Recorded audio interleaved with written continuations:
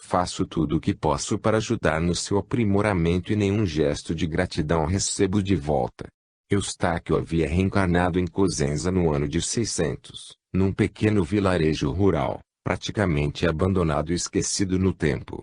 Sua mãe, Giovanna, ainda é jovem, mas está doente ante a debilidade física, fruto de parca alimentação. Foi abandonada pelo esposo logo após o nascimento do pequeno Carlo. Luta com imensa dificuldade para, sozinha, cuidar do sustento e da sobrevivência de ambos. Carlo torna-se um adolescente rebelde e magano, extremamente revoltado com sua situação social. Debalde sua mãe procura bem orientá-lo, fornecendo-lhe um exemplo de resignação e fé. Todos os dias ele jura para si mesmo que irá progredir a qualquer custo, deixando para trás toda aquela desgraceira. Em pouco tempo, o rapaz torna-se conhecido na sua região por ser um conto mais gatuno. A mãe, a essa altura da vida, atingiu o ápice do seu suplício. Oh, meu Deus, sei que não é à toa que falo com Carlo todas as manhãs, mas ele parece surdo aos meus reclamos. Sinto-me desesperada. Que mais posso fazer? Sem qualquer perspectiva de progresso honesto, Carlo casa-se com Ana, uma camponesa pobre como ele, porém mais rude e bastante agressiva. Dona de uma beleza sedutora, facilmente conquistou o coração do marido e passou a atormentá-lo sem cessar, exigindo melhoria em sua vida a qualquer preço. Adúltera desde o início do matrimônio, Ana recebe com extrema amabilidade os viajantes que passam por suas terras esquecidas num dos cantos da Itália sulista. Em uma dessas ocasiões, surge-lhe à frente Filippo, um rapaz alto e forte, dorso nu e bronzeado, olhos claros e penetrantes que sensibilizam o fundo de sua alma. A paixão os une abruptamente e o viajante instala-se na cabana de Carlo, que, farto da mulher, finge não perceber o seu mais recente relacionamento extraconjugal. Aos poucos, porém, Filippo conquista a amizade de seu anfitrião e passa a servi-lo em suas negociatas desonestas pelo interior da província. A mulher, exultante, continua fomentando a ira do esposo, exigindo-lhe enriquecimento rápido, ao mesmo tempo em que se sacia sexualmente com o amante. Suas jogadas de larápio levam-no a dever vultosa quantia a um poderoso fazendeiro da região, Dom Antônio do Montenebrini. Nada conseguindo com a produção de sua tacanha lavoura, Carlo é obrigado a trabalhar para o seu credor, sob pena de sofrer drásticas consequências. Enredado nas malhas de sua própria perfídia, ele praticamente é escravizado pelo sagaz fidalgo calabrês. Segue imobilizada no leito, Giovanna continua isolada e abandonada, definhando dia após dia. Uma vez ou outra, recebe, feliz, a visita de seu filho único e jamais esquece de dar-lhe bons conselhos. Pressionado pelo patrão e pela infiel esposa, inconformado com a sua miséria e sentindo o desencarne de sua genitora, Carlo entrega-se ao vício da bebida e passa seus dias alcoolizado, caindo pelos barrancos enlamaçados da vila. Calaceiro por natureza, nada parece servir-lhe de incentivo ao trabalho. Em determinada ocasião, embriagado, houve proposta arguta de Filippo, solicitando-lhe os préstimos para ganhar muito dinheiro sem qualquer esforço.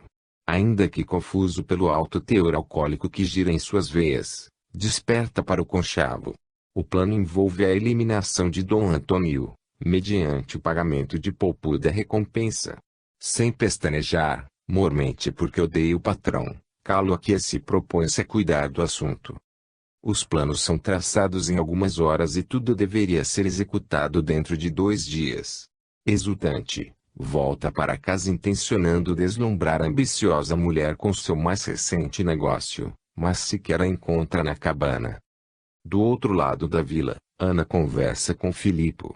Por que você envolveu Carlo em nosso plano? Teremos que dividir com ele o que conseguirmos tomar do velho rico. Não, jamais. Ele nos será útil apenas como instrumento para o nosso roubo. Enquanto estiverem acusando Carlo de ter eliminado Dom Antônio, nós estaremos em Roma para desfrutarmos de todo o ouro que pudermos levar. E como isso acontecerá? Carlo ficou encarregado de cuidar de Dom Antônio, enquanto nos subtraímos o que encontrarmos. Entretanto, quando o patético do seu marido assassinar o velho, ao invés de protegê-lo, nós o denunciaremos às autoridades. Ficaremos com a riqueza e, ao mesmo tempo, estaremos livres de um peso em nossas vidas. Ele não irá desconfiar? Ora, Carlo é ganancioso o suficiente para não questionar o plano que lhe propus. Não se preocupe, pois em 2 dias estaremos ricos. Anteriormente à concretização do ajuste, os mercenários de Dom Antônio descobrem o que Filipe havia idealizado e o conduzem à presença do fidalgo. Traidor e covarde, antes mesmo de ser pressionado a contar o que sabia, ele narra todo o plano, naturalmente responsabilizando na íntegra Carlo. Expulso da propriedade de Dom Antônio, Filipe é obrigado a desaparecer de Ronde, levando consigo Ana, a fim de escapar da fúria do comerciante. Ao invés de dar igual destino ao seu empregado, chama-o à sua casa e revela-se inconformado com as suas atitudes aviltantes. Ignorando o real intento de Dom Antônio, Carlo prontifica-se a reparar o seu erro e coloca-se à disposição do patrão para o que for necessário. Contando justamente com essa postura, o fidalgo faz uma proposta nefasta de pagar-lhe elevada quantia em dinheiro para que Carlo elimine sua esposa. Sem saída, ele concorda e promete retornar mais tarde, durante a noite, para cumprir o acordo. No mesmo dia, após o jantar, o mercenário volta à morada do patrão e, invadindo o quarto de sua vítima, mancha suas mãos vias de sangue, selando a sua sorte e descolmando suas chances de progresso moral. Quando prepara-se para a fuga, vê-se abordado por Dom Antônio e seus capangas. Então, pobre lacaio, pensa que vai conseguir fugir após assassinar cruelmente minha idolatrada esposa. Prendam esse homem. Sente-se frontalmente atraiçoado pelo mandante de seu crime e não consegue pensar senão em fugir dali, pois se for detido será morto sem qualquer piedade.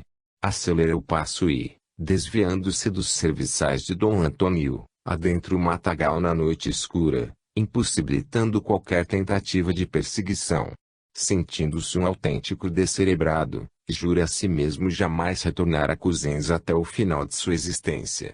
O uivo solitário dos cães selvagens que habitam Monte Nebrini são os únicos que se atrevem a acompanhá-lo em sua desesperada fuga até perdê-lo totalmente de vista. Capítulo 10 – A fuga. Atraiçoado pela esposa infiel e pelo amigo mais próximo, vítima da leivosia de seu patrão e agente de bárbaro crime, Carlo empreende fuga sem destino pelo sul da Itália. Rancoroso e vingativo, odiando a humilhante perseguição a qual foi exposto e desejoso de construir uma nova vida longe do local de suas desgraças, ele encontra paradeiro numa estalagem modesta e instala-se para passar a noite. Falseando a sua real identidade, Carlo busca passar despercebido pela hospedaria, embora os viajantes já tenham notado seu nervosismo aparente e a sua ansiedade invulgar. Atendido por Mirtes, e levado aos seus aposentos, após fartar-se em uma refeição preparada em poucos minutos. Algumas horas haviam passado quando alguém bate à porta de seu quarto. Que deseja, moça? Gostaria de conversar. É possível. O que você quer? Já fomos apresentados. Sou Mirtes, a filha do taberneiro e não desejo incomodá-lo muito. Por isso, vou direto ao assunto. Sei que você é fugitivo de Cosenza. Há poucos minutos, mercenários estiveram aqui à sua procura. A senhorita deve estar enganada. Não, tenho certeza do que estou falando. Poderia entregá-lo imediatamente aos capangas de Dom Antônio, mas talvez possamos entrar num acordo. Sem possibilidade de negar a obviedade da revelação, Carlo prontifica-se a negociar. Qual a sua proposta? Quero dinheiro. Muito dinheiro. Podemos conversar? A ambição da jovem cega o seu discernimento e coloca-a, exposta e indefesa, frente ao assassino mais procurado da região. Carlo, por sua vez, sabe que não pode arcar com uma chantagem, pois nada recebera pelo serviço sujo que havia praticado. Irado e dominado pela cólera, agarra violentamente a moça, colocando ambas as mãos em torno de seu pescoço, sem possibilitar-lhe a emissão de um só gemido. Em poucos segundos, ante a fúria do agressor, cai inerte a viperina Mirtes. Antes que descobrissem outro de seus crimes, ele parte em fuga novamente, desaparecendo com o corpo da jovem. Rumando para Bari, Carlo reinicia os seus pequenos furtos, subtraindo pertences de pessoas desatentas que circulam pelas feiras locais. Acostumado a essa desregrada vida, certa vez, depara-se com um larápis surripiando a bolsa de moedas de um comerciante. Perseguido por uma pequena multidão, o gatuno esconde-se num beco. Dirigindo-se para lá, apresenta-se ao rapaz, intencionando com ele dividir o produto do roubo. Posso auxiliar a sua fuga, pois estou vendo que há novo por aqui. Em troca, naturalmente, exijo saber o seu nome e receber parte do produto de seu arrojado furto. Chamo-me Pernilho e não sou ladrão como afirma. Apenas estava cobrando uma dívida em atraso. Por isso, não vou dividir nada consigo. Posso entregá-lo a qualquer momento e acredito que a sua vítima não pensa como você. Vamos negociar ou não? Não tenho outra opção. Como é o seu nome, sócio? Carlo, da vila de Rondi, em Cosenza. Saqueando lojas, furtando em feiras, promovendo desordens em tabernas e vivendo na marginalidade, os dois amigos travam íntimo contato e, em pouco tempo, fortalecem-se os laços de amizade. Ciente de toda a trajetória de fuga empreendida por Carlo, Pernilho sugere um retorno a Cosenza para vingar-se daqueles que buscaram destruí-lo. Incentivado pelo comparsa, resolvem ambos regressar à vila de Rondi. No percurso de volta, Carlo não poupa esforços para evidenciar ao amigo a sorte de tê-lo encontrado. Sente que já o conhece há muito tempo. Ao longo da viagem, são abordados por assaltantes mascarados. Passem-nos todos os seus pertences. Sem reação. Estou avisando. Um dos ladrões logo é identificado por Carlo. Um cigano que se preza não é covarde. Está disposto a lutar para conseguir o que quer? Provocado, o líder do grupo responde, sem dúvida. Não fujo a um confronto. Ambos com punhais, cercados pela turma de mercenários e sob o atento olhar de Pernilho, atracam-se furiosamente. Lutas bem para um andarilho vagabundo. O mesmo posso dizer de um ladrão vulgar que peleja como uma dama e bravateia como um fidalgo. A contenda prossegue equilibrada, até que, exaustos, ambos caem inertes um para cada lado. Chega, grita o cigano. Estou satisfeito. Você merece ficar com teus bens, pois é valente e destemido. Amigos. A mão estendida logo é aceita por Carlo e ambos trocam cumprimentos. Apresento-me. Sou Neio, chefe deste bando de estólidos. Há tempos procuro alguém com a sua coragem. Poderíamos nos associar e formaríamos um grupo intrépido. Carlo da vila de Rondi ao seu dispor. Esse e o meu amigo Pernilho. Sejam bem-vindos. Esta noite ambos são meus convidados para o banquete dos ciganos. Vamos ao acampamento. Um histórico reencontro marca a celebração da noite. Eustáquio associa-se outra vez a Razok, o cigano Neio, e Gedeão, o larápio Pernilho. Os três animadamente conversam como se fossem velhos conhecidos e contam suas façanhas pessoais na trilha dos delitos que praticaram desde a infância. Partem juntos para Cosenza. A cidade havia crescido e tornara-se o centro de comércio da região. Dois forasteiros acompanhados de um grupo de ciganos logo são percebidos em todos os locais por onde passam. Buscando reencontrar a esposa Ana, Carlo avizinha-se de Rondi. Antes mesmo que pudessem aproximar-se do vilarejo, são abordados por Dom Antônio e seus mercenários. Seja bem-vindo, Carlo. O bom filho sempre volta ao lar. Dom Antônio, como o senhor me encontrou? Engano seu, meu caro. Você retornou, sozinho, para cá. Eu apenas estava aguardando o momento em que isso iria acontecer. Seres broncos da sua laia sempre cometem erros graves e o seu foi retornar para esta vila. Daqui, tenho certeza, não sairá jamais. Aos gritos, Carlo e seus amigos são levados às masmorras da cidade, onde são encarcerados separadamente. Sem julgamento, Dom Antônio determina que o prisioneiro termine seus dias na pior cela que pudesse ser encontrada. Ele jamais torna a ver a luz do dia e passa o tempo envolto em reflexões a respeito do seu passado e da desesperança que cerca o seu futuro. Nunca mais revê seus amigos. Continua mantendo em seu coração um desejo surdo de vingança e um ódio latente que lhe consome as forças. Uma lepra oportunista domina-lhe o corpo físico, tornando uma figura burlesca e digna de pena. Definhando a cada dia, Calo jamais consegue entender, de fato, que está colhendo os frutos da árvore maligna que plantou com suas próprias mãos. Desencarna em 635, cercado de sofrimentos atrozes e de um inconformismo sem igual. Acompanha, irresignado, a decomposição de seu corpo físico, jogado numa vala comum de indigentes. Enquanto enzimas microbianas saciam-se com os restos de Carlo, Eustáquio derruba lágrimas amargas e desesperadas. Desprende-se com dificuldade de sua putrefata carne e arrasta-se pela crosta terrestre como um zumbi, até que é encontrado por entidades inferiores que se aproximam. Vejam, e aquele miserável general, é verdade. Acho que podemos abordá-lo, levando-o conosco aprisionado. Criaturas monstruosas cercam Eustáquio e ele passa a agonizar ante tantas e terríveis vibrações que lhe são dirigidas.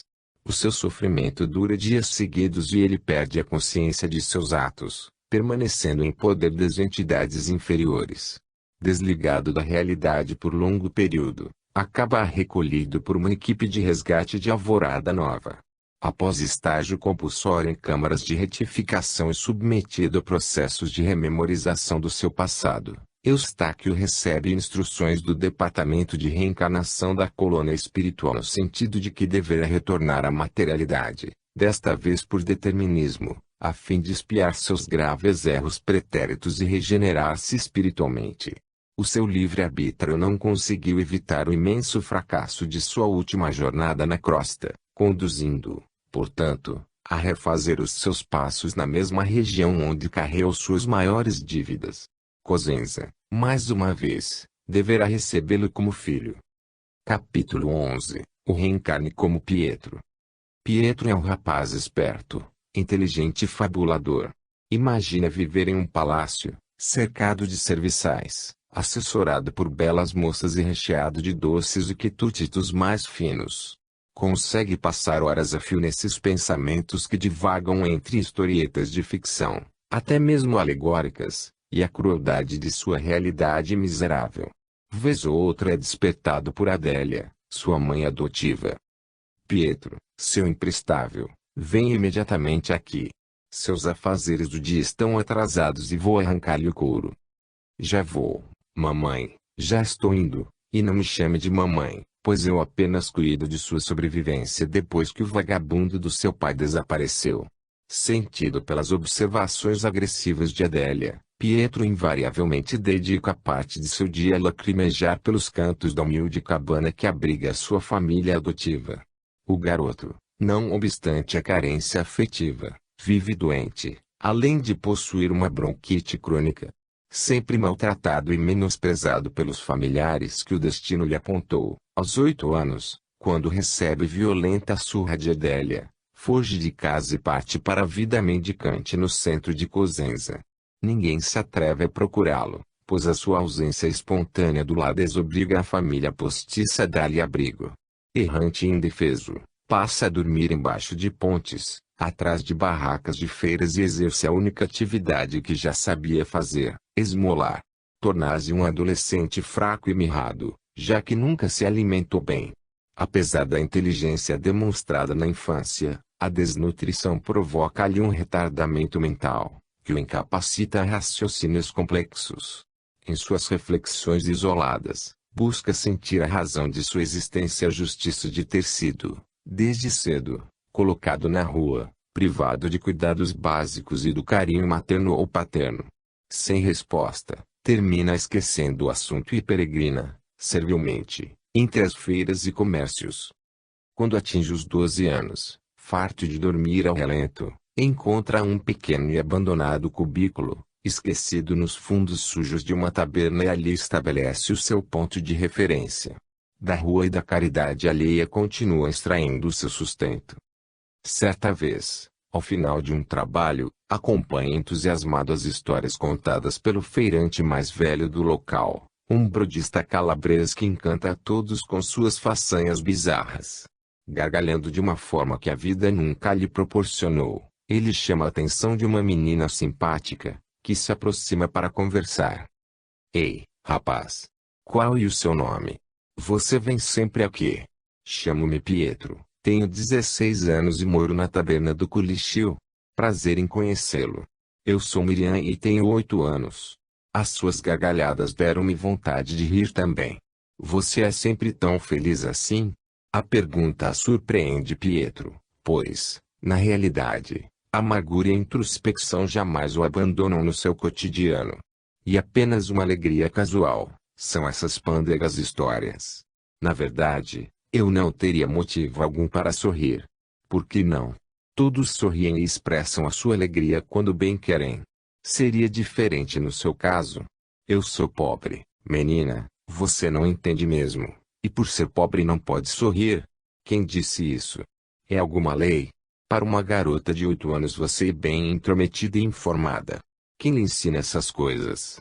Meu tio Plínio. A propósito, posso visitá-lo? Eu nunca conheci a casa de alguém pobre como você. Cativante e vivaz, Miriam impõe-se perante Pietro e ele não consegue negar-lhe o pedido. Quando você quiser. No dia seguinte, a menina está na porta dos fundos da taberna, esperando Pietro acordar. Você não me convida a entrar? Eu achei que você não viria. Uma dama jamais aguarda do lado de fora da casa. Está certo. Você venceu. Está convidada a entrar, mas lembre-se, somente hoje. Após alguns meses de relacionamento amistoso, a amizade entre os dois cresce, a tal ponto que Pietro descobre não poder fazer nada em sua vida sem antes consultar Miriam. Sentimentalmente, sente-se ligado à menina, pois recebe dela carinho e atenção.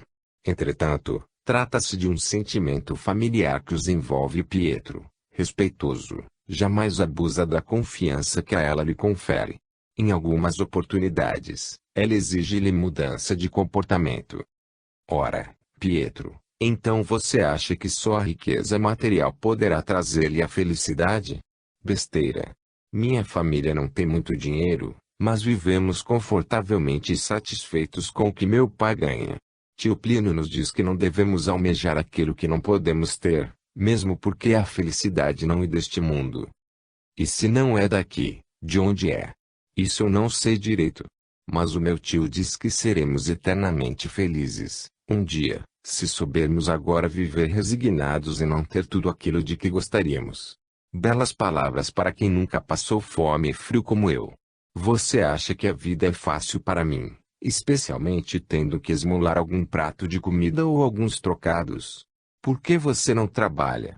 Eu não arranjo emprego. Mentira. Você se acostumou com a vida fácil de mendigar restos de comida e viver preguiçosamente. Cale-se. O que você entende da vida? Os dois amigos brigam incessantemente, mas com isso Pietro vai enriquecendo seus conhecimentos e tudo aquilo que Miriam aprende em sua casa corre a contar-lhe, entusiasmada. Você é a única pessoa do mundo que me compreende um pouco. Se não fosse tão teimosa e insistente seria uma amiga perfeita. Às vezes eu fico pensando, por que eu fui abandonado pelos meus pais? Por que não tenho família, como você? Que mal eu fiz a Deus?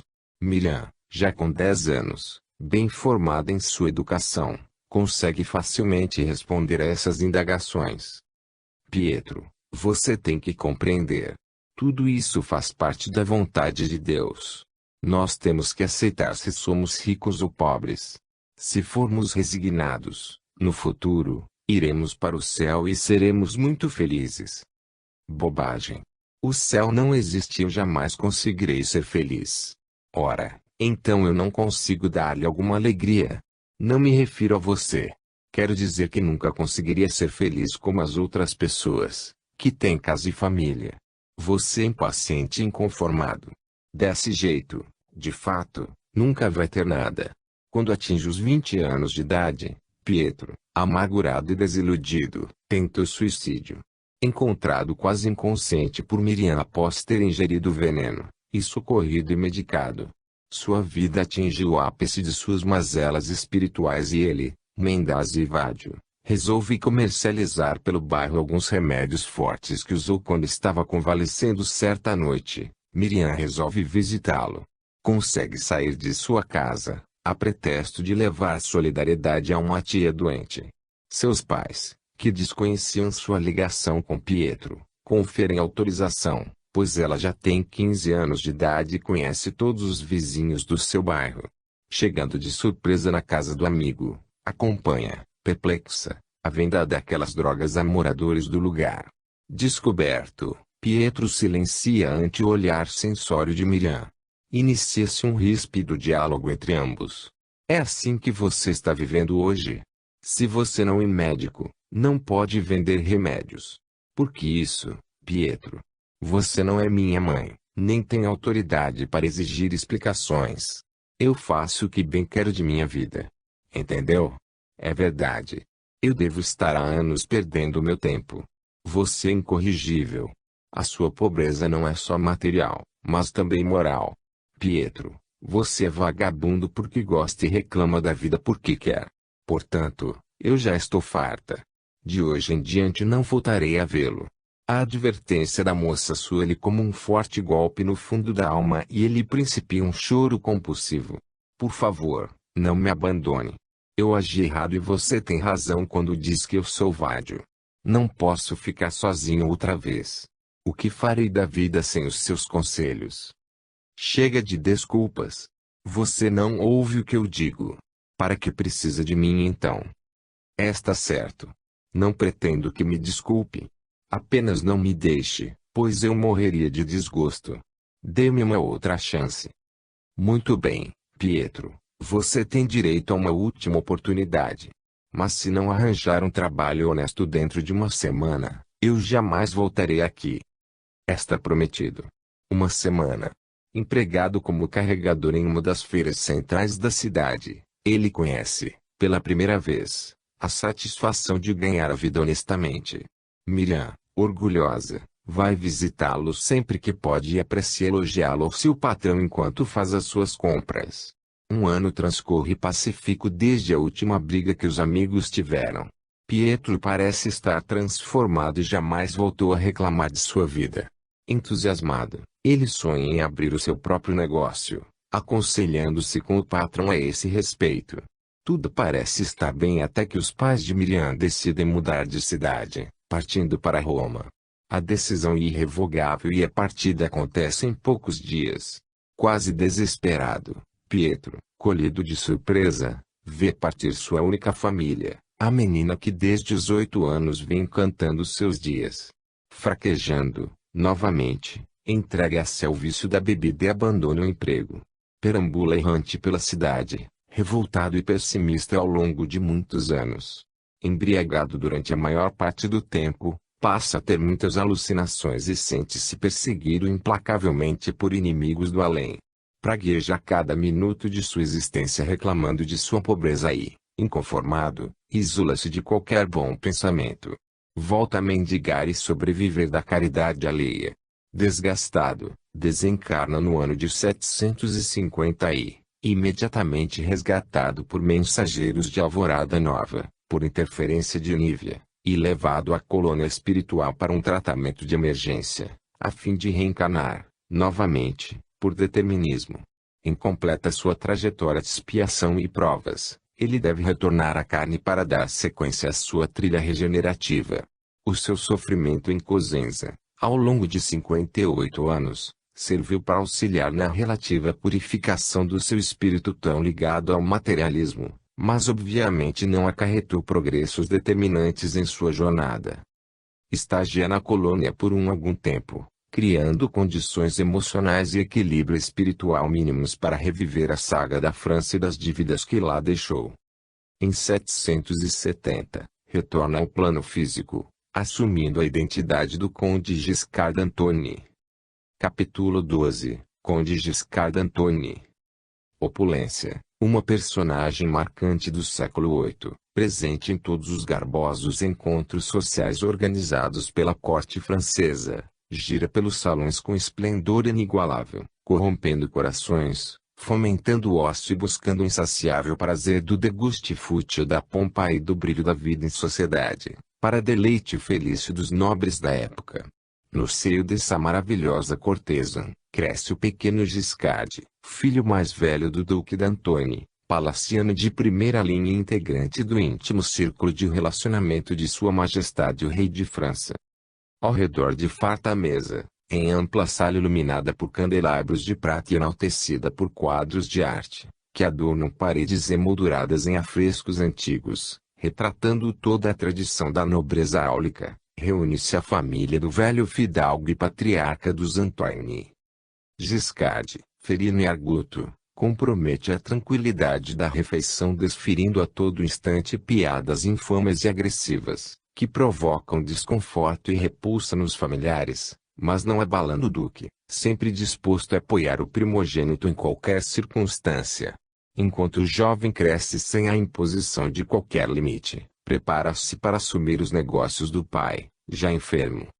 O duque morre, deixando vasto patrimônio à família e a administração de todos os bens nas mãos de Giscard.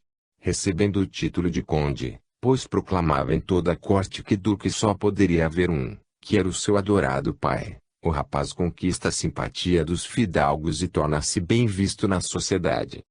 Sob o reinado de Carlos Magno, o conde d'Antony faz crescer consideravelmente o seu patrimônio pessoal ao unir-se em matrimônio com Constance, moça rica e filha única do duque de Soissons. Em uma tarde ensolarada, ao som da célebre música florentina, os Antony recebem convidados nos jardins de seu castelo. Belas jovens dedilham suaves notas musicais das harpas, enquanto violinos encantam a todos os fidalgos presentes à comemoração do aniversário do conde. Divinos figurinos, compostos de finos e delicados tecidos, desfilam pelos salões soberbos do palácio residencial de Giscard, ricamente decorado e preparado para o grande acontecimento. Pavões e outras aves raras compõem o cenário bucólico dos jardins e tornam-se a alegria das crianças presentes. O sol ilumina a pérgola principal, quando surge, imponente, o mordomo Gorote anunciando a entrada triunfal do aniversariante. Enquanto isso, o barão Villenbert prepara-se para homenagear o anfitrião. Reunidos os convidados no salão principal, faz-se presente o silêncio quase total, somente quebrado por risos anônimos trocados em pequenas rodas das damas da sociedade dirigidos à condessa que todos sabiam ser sistematicamente traída pelo marido. Impassível, Constance mantém-se altiva e equilibrada, embora consciente de ser o alvo das chicotas. Meus amigos, tenho a imensa honra de saudar o homenageado desse evento, Conde Giscard d'Antony, a quem peço dediquemos uma vibrante salva de palmas. Entre a obrigatória ovação e os olhares pusilânimes dos invejosos, ingressa no recinto o ilustre anfitrião, acompanhado de sua esposa e de sua filha única, Caroline, que se encontra no auge de sua juventude, dona de belas tranças douradas que a todos encantam. Minutos depois, quando o barão principia seu discurso, gritos são ouvidos no hall principal do castelo. Larguem-me! Soltem-me imediatamente! Minha espada não descansará enquanto não se manchar com o sangue da justiça. Os guardas correm por todos os lados, enquanto um rapaz, aparentando 20 e poucos anos, pele alva e olhos azuis profundos, trajando vestes militares, que clama por vingança, escapa e esconde-se no meio dos convidados. O mordomo intervém. Senhores, não vos preocupeis. A situação está sob absoluto controle. Trata-se de um pequeno incidente que não se repetirá. Tenho a bondade de prosseguir na homenagem. Enaltecido novamente com uma salva de palmas, o conde d'Antony, orgulhosamente, curva-se para agradecer, quando sente uma lâmina aguda penetrando em suas costas. Como se surgisse do nada, o punhal ia arremessado à distância pelo golpe preciso do jovem intruso. Sente sua visão turvar e seu corpo estremecer. Incapaz de gritar de dor, tamanho ódio que sente, cai prostrado ao solo. O silêncio sepulcral invade o ambiente. Dominado, finalmente, pelos guardas, o atacante identifica-se. Sou o capitão Ricardo Igor von Billier, herdeiro do Duque de Strasbourg. Vingo-me, agora, do senhor Conde Giscard d'Antony, inescrupuloso sedutor de minha esposa Gabriele Fidalgo, que desonrou o nome de minha família, quando esteve em visita às nossas terras. Atendido com hospitalidade, traiu-nos a confiança. Desprezível ser. Espero que morras agonizando em tua perfídia. Segurem-no e façam-no calar-se, grita Gorote. Em segundos, após a ordem do mordomo, os soldados do castelo desaparecem com o rapaz das vistas de todos os presentes. Enquanto os familiares do conde providenciam-lhe socorro, os convidados deixam o palácio um a um. Embora chocados com a agressão sofrida pelo anfitrião, a unanimidade das opiniões acata as razões do atacante e compreende o seu orgulho ferido, mormente porque o nobre Giscard é reconhecidamente um conquistador. O capitão Ricardo, filho de nobres alemães da região de Strasbourg, casou-se com a herdeira de uma das mais ricas casas francesas da região da Lorena. Durante as celebrações do matrimônio, o conde d'Antony esteve hospedado no castelo da família von Biller e, sem qualquer escrúpulo, seduziu a inexperiente Gabriele, à época com 15 anos, com quem manteve relacionamento sexual, abandonando-o em seguida. Ao tomar conhecimento do fato, em sua noite de núpcias, o rapaz quase enlouqueceu e jurou vingança ao pérfido conde. Giscard, apesar de atendido pelos melhores médicos da corte, piora o seu estado de saúde a cada minuto, razão pela qual, sobrepondo-se à própria condessa, o mordomo Gorote determina a remoção do patrão à abadia dos beneditinos, onde julga ter melhores condições de curá-lo. Ao mesmo local, é arrastado, prisioneiro, o jovem Ricardo. Abalada, mas mantendo a compostura, Constance busca acalmar sua filha. Caroline, minha querida, não te entregues dessa maneira ao sofrimento. Tu bem sabes que o ataque ao teu pai pode ser fruto da insanidade de algum invejoso. Não crês em tudo que ouves. Mas, minha mãe, então não queres ver a realidade? Papai é mesmo capaz de agir da forma como disse o capitão e se o fez merece o final que está tendo. Traiu-nos a confiança e não é digno de pena. Não digas isso. São infundadas mentiras lançadas levianamente por um desconhecido rapaz. Temos que ouvir a versão de teu pai antes de julgá-lo. Espero que sim. Quando o papai melhorar iremos indagar-lhe a respeito, embora eu, pessoalmente, não tenha dúvidas de sua perfídia. A condessa, preocupada, resolve conversar com o capitão von Biller, mas não o encontra no castelo. Indagando a Gorote a respeito de seu paradeiro, obtém vaga explicação de que ele foi encaminhado, para detalhada confissão, aos monges beneditinos. Incrédula, outra vez Constance percebe que jamais é ouvida dentro de sua própria casa para qualquer decisão importante que deva ser tomada. As ordens de um mordomo têm mais força que as suas. Revoltada, retorna ao quarto de sua filha. Caroline, acho que tens razão. Minha vida tem sido uma desgraça ao lado de teu pai. Ele não me respeita e nunca o fez. Gorote, dentro desta casa, tem mais autoridade que eu. Tudo isso acontece sob o beneplácito de Giscard. Além de ser agredida moralmente, sou vítima de risos e chacotas de toda a corte. Estou farta. Deixemos o castelo, minha mãe. Vamos para a Itália, onde podemos procurar por teus parentes. Abandonemos o passado. Teu pai jamais nos perdoará. Teremos que viver escondidas para o resto de nossas vidas. Temo pela ira do conde ao descobrir que partimos sem ao menos avisá-lo antecipadamente. A mim, pouco importa. Busquemos uma vida honrada, longe do desrespeito e do desprezo de papai. Ambas, cúmplices em suas decisões, deixam a residência dos Antony na mesma noite. Rumando para a Itália, acompanhadas apenas de fiéis serviçais, Constance e Caroline despedem-se para sempre do solo francês. Longe dali, escondida entre penhascos e fortemente sacudida por furiosos ventos montanhosos, ergue-se a abadia dos beneditinos. Mas compresse um pouco daquele medicamento azul, que está na segunda prateleira à direita. Rápido. Imediatamente, monge Eugenius. Enquanto termino este curativo no conde, Verifica se o nosso prisioneiro está bem guardado. Descendo escadarias imensas, volteando-se em seu próprio eixo tal qual um volumoso caracol, o monge Gutus percorre as trilhas sombrias da abadia, dirigindo-se à sola dos pecados, local assim batizado, ironicamente, pelos próprios monges em face das torturas ali praticadas. Como passa o jovem capitão? Indaga um dos guardas. Diverte-se, agora, na roda dos prazeres, até que penitencie-se do mal que praticou. Após 2 dias na abadia, o prior recebe o convalescente conde D'Antoni. Fiquei profundamente consternado pelo episódio.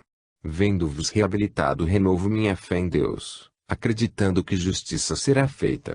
Não vos preocupeis, senhor conde, pois o vosso agressor está purificando a sua alma e arrepender-se-á, por certo, do mal que vos fez.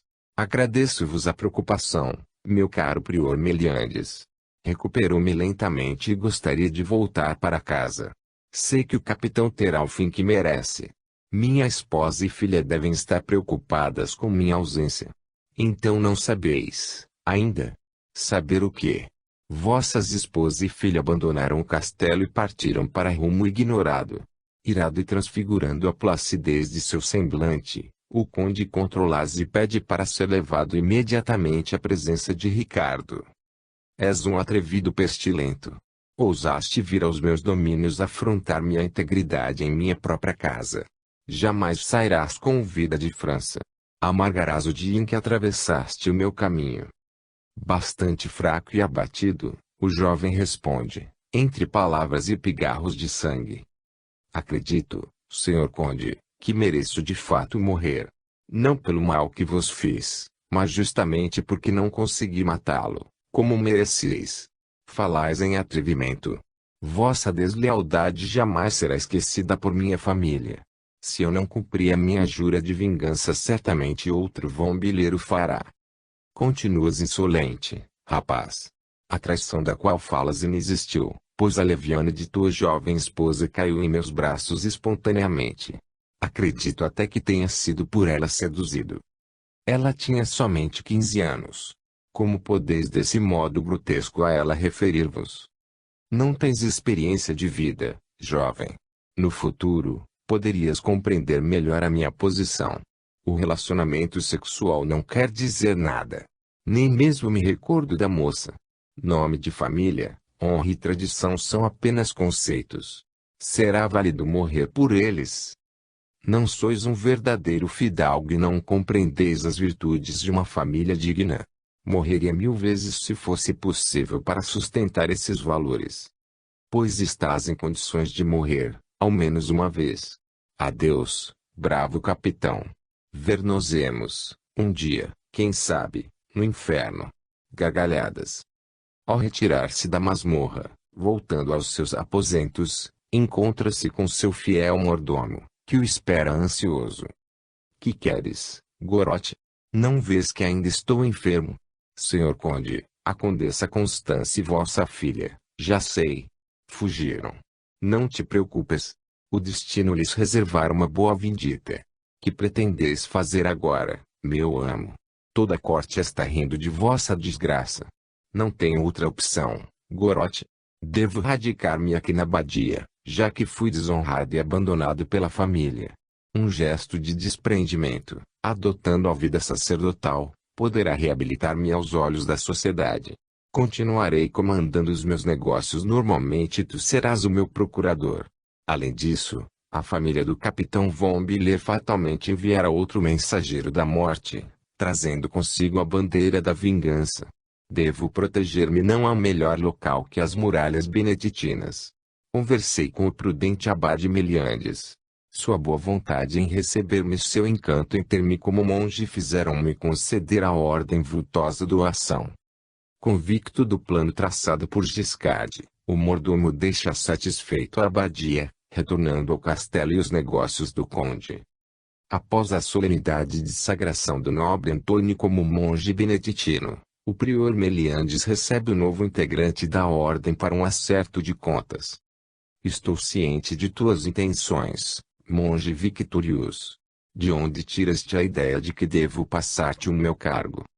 Ora, meu caro Meliandes, a fortuna que destinei aos beneditinos justificam, por si só, essa pacífica transição.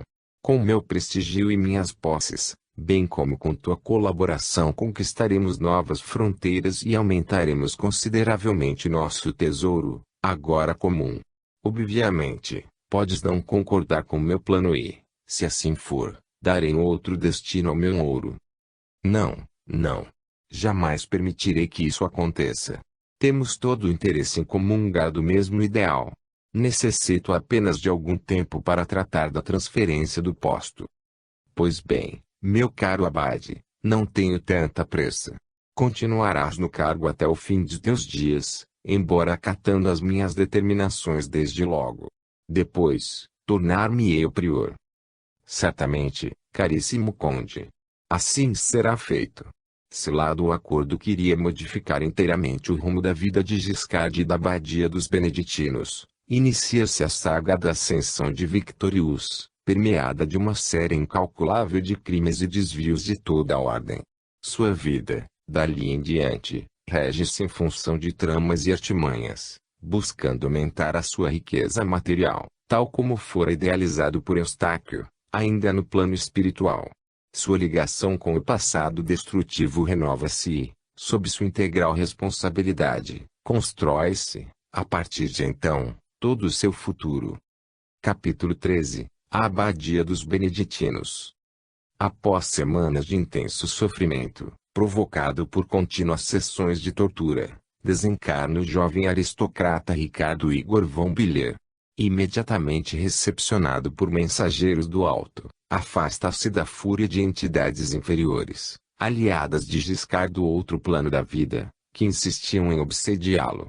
Suas dívidas serão resgatadas em outra oportunidade, a critério da sabedoria divina, embora tenha sido, desde logo, liberto da obcecada sede de vingança de seus algozes do plano imaterial.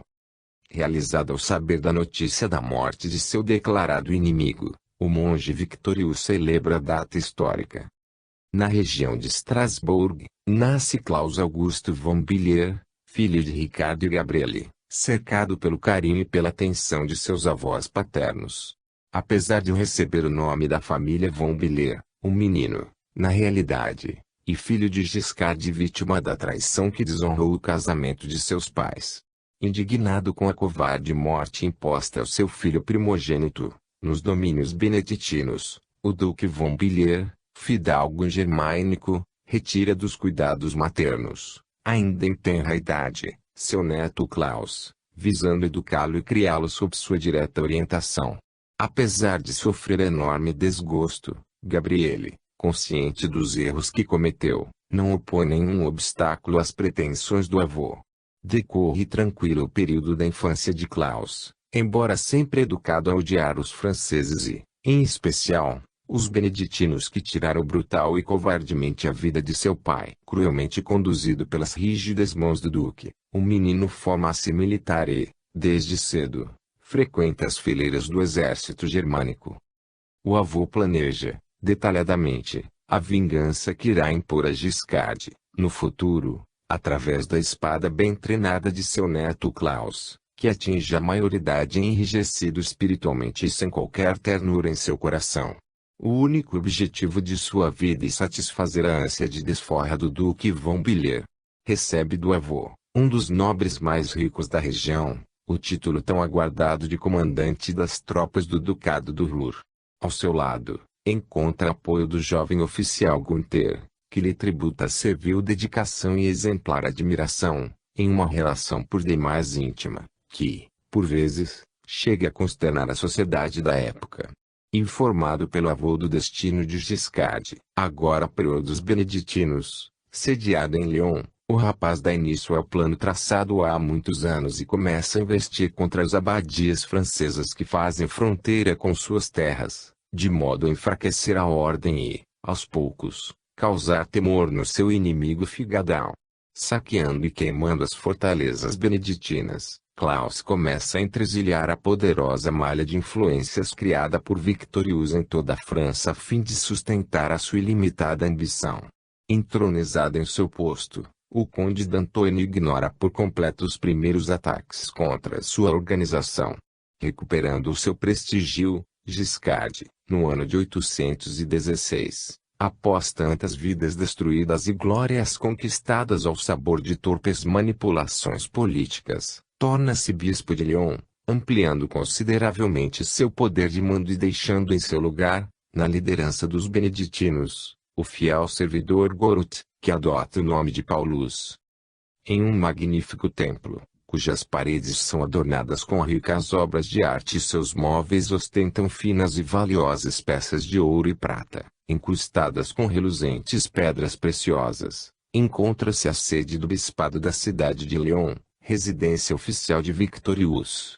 Seus aposentos privativos situam-se entre os mais luxuosos de toda a aristocracia francesa, pois unem a arte sacra ao refinado gosto pessoal de Giscard. Do alto de um tablado, cuidadosamente disposto para abrigar a mesa suntuosa do bispo, está Victorius, impassível e mecânico ao despachar suas ordens para todos os serviçais. Encontro-me hoje particularmente feliz, meu caro Simvral. E poderíamos saber o motivo de tão singular e augusto momento de descontração de vossa reverência. Chegam-me notícias da Itália. Soube que minha vingança saciou-se. 2 traidoras do passado terminaram suas existências e devem ser acolhidas pela misericórdia divina. Morreram, Simvral, Caroline e Constance. A primeira, pobrezinha, vítima de tuberculose. A outra, vítima de sua própria incúria. Risos, estático e apenas apreciando o regozijo do bispo, o serviçal abaixa a cabeça condescendente. Subitamente mudando de assunto, Victorius exige que lhe sejam trazidas as contas do bispado. Enquanto faz a habitual conferência de seus ganhos, recebe a visita de um dos guardas, que lhe anuncia a presença de uma senhora idosa, dizendo-se ser sua mãe, Madame de Bussons. Intranquilo, Victorius manda entrar. O que quereis aqui, senhora? Já não vos alertei que não desejo contato algum e que não sois bem-vinda neste bispado? Continuas cruel, Giscard. Apesar de não suportares a ideia, continues sendo tua verdadeira mãe. Já esqueceste que foste adotado quando pequeno pelo Duque d'Antony. Não és um autêntico nobre, do mesmo modo que finges ser sacerdote. Viestes aqui para humilhar-me. Se isso que desejais, eu vos expulsarei daqui sem pestanejar. És mesmo capaz de fazê-lo. O meu erro do passado, vendendo-te ao Duque d'Antony, cuja esposa parecia não poder ter filhos, será por mim insuportado pelo resto de meus dias. Entretanto, venho à tua presença para exigir-te que cesses a contenda com teu irmão, o bispo de Orleans. Não posso vê-los disputando o amor de uma mundana que os levará à morte. Esse meu embusteiro irmão nada significa para mim. Considero-me filho legítimo do Duque d'Antony. Pouco me importa o que achais a nosso respeito. O bispo de Orleans é vosso filho, Madame de Bussons, portanto, vossa responsabilidade. Enquanto ele atravessar o meu caminho, estarei disposto a destruí-lo. Nada será capaz de impedir-me, nem mesmo os vossos pedidos. Sugiro-vos que saias e não mais torneis à minha frente. Não vos considero minha mãe, nem nunca o farei. Desconsolada, ela deixa o bispado e, por alguns momentos, relembra o seu passado comprometedor. Madame de Bussons teve 2 filhos, Giscard e Marcel. O primogênito, ainda em tenra idade, foi vendido ao Duque d'Antony, que perdera o seu primeiro filho logo após o parto da esposa. Advertido pelos médicos a respeito do risco de outra gravidez da duquesa, resolveu substituir a criança pelo pequeno Giscard. A ambiciosa senhora de Bussons, governanta da casa dos Antony, concordou em vender por vultosa quantia o seu primeiro filho, também recém-nascido e cujo pai era ignorado. Após a transação, a mulher desapareceu, conforme havia combinado, nunca mais surgindo na vida do poderoso duque. Em Orleans, para onde dirigiu-se, teve outro filho, Marcel, que jamais se conformou, quando soube do que acontecera no passado. Não admitia ser pobre e plebeu, enquanto seu irmão Giscard deleitava-se sob a proteção do duque. Os irmãos de Bussons cresceram separados e, Com a morte do Duque d'Antony, lendo uma carta por ele deixada, Giscard tomou conhecimento de sua real condição. Sem abalar-se pela revelação, continuou cuidando com mãos de féril dos negócios da família e herdou, como o Duque desejou, a maior parte da fortuna dos Antoine. Em Orleans, sentindo-se desprezado pelo irmão rico e poderoso, Marcel jurou-lhe vingança e ascendeu na carreira eclesiástica, única possível à sua miserável condição social. Após muitos anos de disputa, enquanto Marcel tornava-se bispo de Orleans, Giscard ocupava o bispado de Lyon. Iniciava-se uma guerra surda entre ambos, mormente porque interessaram-se pela mesma ferina mulher, Franchise, filha do Duque de Orleans. A mãe, senhora de Bussons, inconformada com a disputa entre ambos, sentindo-se culpada, vez ou outra procurava os filhos pedindo-lhes uma trégua. Não lhes facilita a vida o ambicioso e obstinado do Prat, que permitia o contato de sua filha Francoise com os dois prelados, visto que poupudas quantias conseguia com isso amealhar. Fomentando dia após dia as forças do ódio que movem a guerra sentimental travada entre os dois adversários, enriquece-se ainda mais o degenerado Duque de Orleans. Sua filha, não menos leviana, diverte-se e divide-se entre os irmãos Giscard e Marcel, cultivando intrigas e aumentando a disputa entre os bispados. Almejando o cardinalato em Roma, Giscard exige uma definição de Francoise. Não hectares mais possibilidade de jogo duplo, minha querida. Até hoje suportei a tua inconstância, mas acredito ser hora de decidires de qual lado pretendes ficar. Mesmo que eu sofra com a nossa separação, não pretendo mais admitir a tua divisão. Deverás escolher entre mim e o bispo de Orleans. Oh, amado Giscard! Eu não poderia fazer essa escolha. Amo-vos com igual intensidade. Sabes que para mim seria a morte separar-me de qualquer um. Chega desse palavreado inútil. Tens uma semana para fazer a tua escolha. Não só o bispo de Lyon demanda uma solução ao conflito amoroso, pois Marcel está igualmente interessado em tornar-se cardeal. Ambos sabem que, nesse delicado momento de ascensão, qualquer deslize poderá ser fatal. Nenhuma pendência poderá permanecer entre os bispados, nem mesmo Franchise. Pressionada a uma decisão, a moça, indecisa, consulta o pai. O Duque de Orleans, sabendo da investida de Claus von Billier contra as abadias controladas por Giscard, opta pelo bispo de Orleans, acreditando que, em breve, o bispo de Lyon estará derrotado.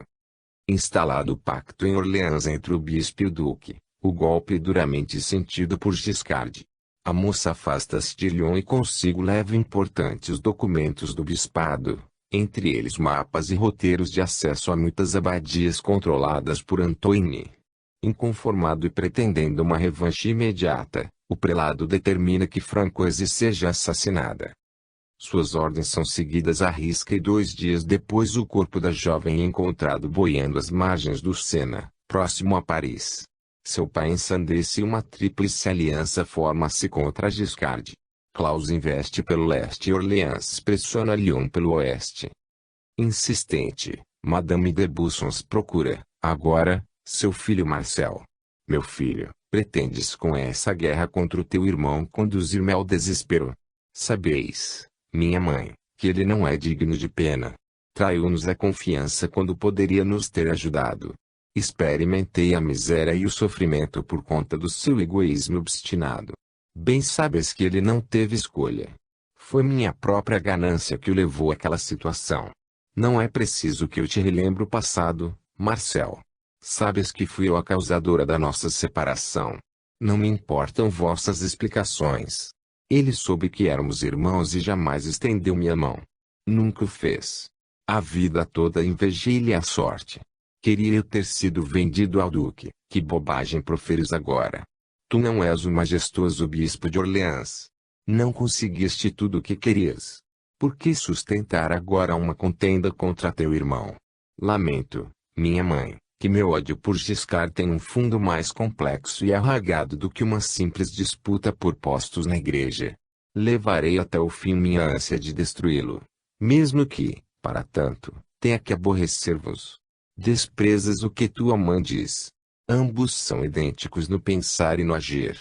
Frios e calculistas, ambiciosos e cruéis. Amargarei todos os dias de minha vida por ter criado dois verdadeiros demônios, hoje travestidos em sacerdotes.